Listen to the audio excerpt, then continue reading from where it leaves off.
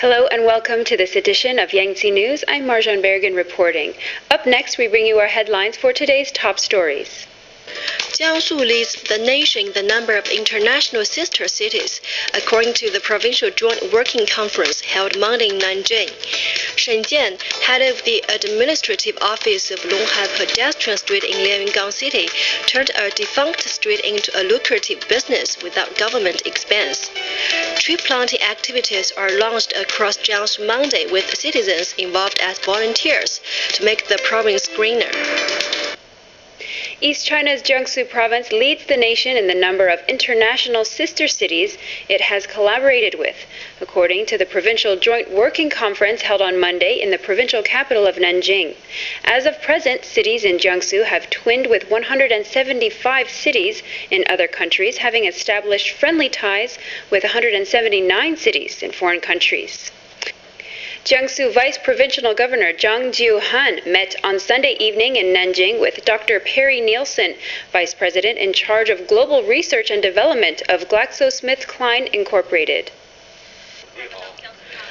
Both sides had friendly discussions on various issues, in particular the exchanges and cooperation on pharmaceutical industry.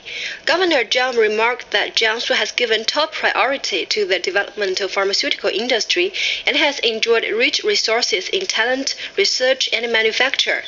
He hoped GlaxoSmithKline will boost its cooperation with Jiangsu, in particular with Taizhou Pharmaceutical Development Zone. Dr. Nielsen said he was impressed by the pharmaceutical development zone in Taizhou City of North Jiangsu. He revealed that as a research-based pharmaceutical company, GlaxoSmithKline has decided to launch its research and development center in China to meet the mission of improving the quality of human life by enabling people to do more, feel better, and live longer. GlaxoSmithKline is a world-leading research-based pharmaceutical company with a powerful combination of skills and resources that provides a platform for delivering strong growth in today's rapidly changing healthcare environment. The number of development zones in East China's Jiangsu province has been reduced to 136 from 702.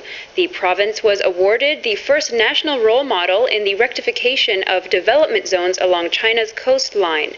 Of the 136 development zones, 27 are state level and 109 are at provincial levels. Since 2003, the central government has begun to clear up and rectify various development zones thoroughly, strengthening the management of land for construction and strictly defining clear terms for development zones. East China's Jiangsu province has made greater efforts to raise the basic living allowance for rural and urban poor to ensure that the surging economic development benefit as many people as possible. According to the provincial policies on basic living allowances, farmers in the province will see their subsistence allowance rise by 20% to 25% on a yearly basis to keep up with economic development. Statistics show that the per capita income for Jiangsu farmers in 2006 reached 5,813 RMB, a rise of 537 RMB, and up by 10%. Based on these figures, the basic living allowances for the rural needy are expected to increase by 20%. Hualan, a handicapped villager with Tangwan village of North Jiangsu's Taizhou City, said she had received 100 RMB more monthly basic living allowance since the beginning of this year.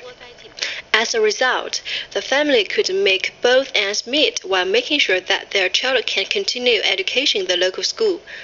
China's social security system has covered the majority of urban citizens, while migrant workers in cities and rural dwellers who risk accidents and disease are not under the umbrella of social security.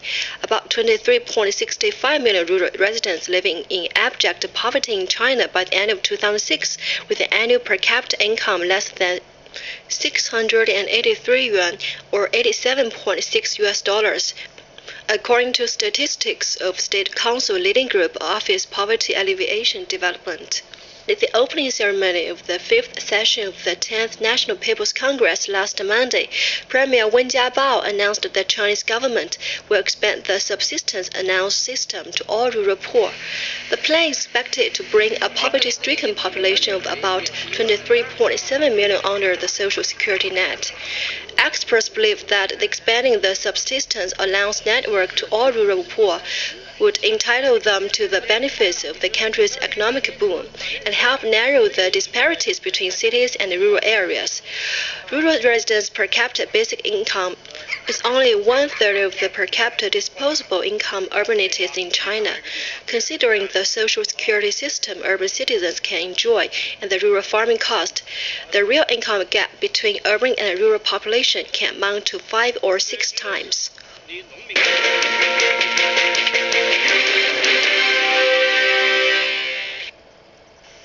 Shen Jian, head of the administrative office of Longhai Pedestrian Street in North Jiangsu's Lianyungang City, has impressed the local people by turning a defunct street into a lucrative business without a single cent of government expense.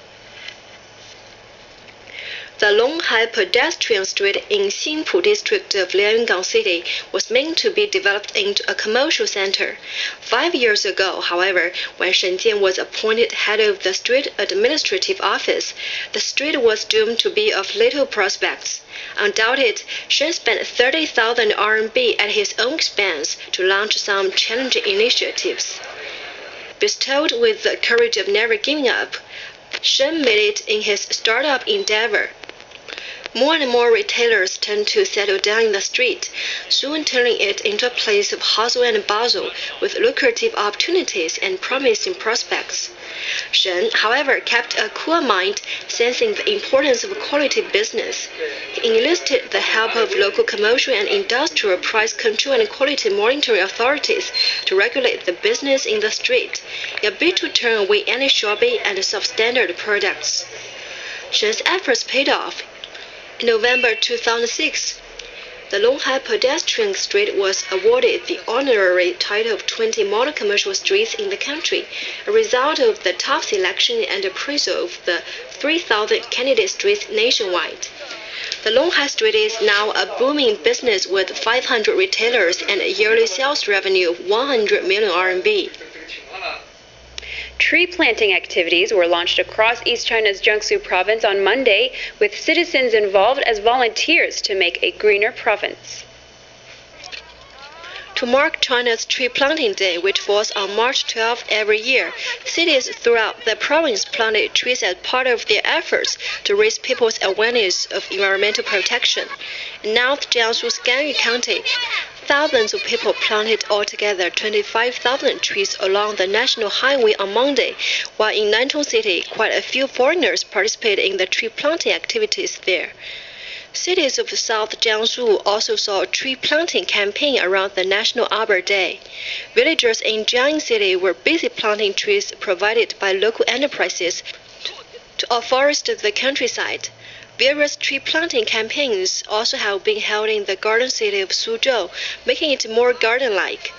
Over the past 2 decades, people from all walks of life have participated in the tree planting since China set March 12th as a National Tree Planting Day in 1979 and launched the National Voluntary Tree Planting Campaign in earlier 1980s. According to the 1981 resolution by China's top legislature on the campaign, every healthy Chinese citizen older than 11 has a duty of planting 3 to 5 trees each year without pay. To date, the area with human-planted trees across China has exceeded 46 million hectares, ranking it first in the world. And that story brings us to the end of this edition of Yangze News. I'm Marjan Berrigan reporting. Join us again next time, and bye for now.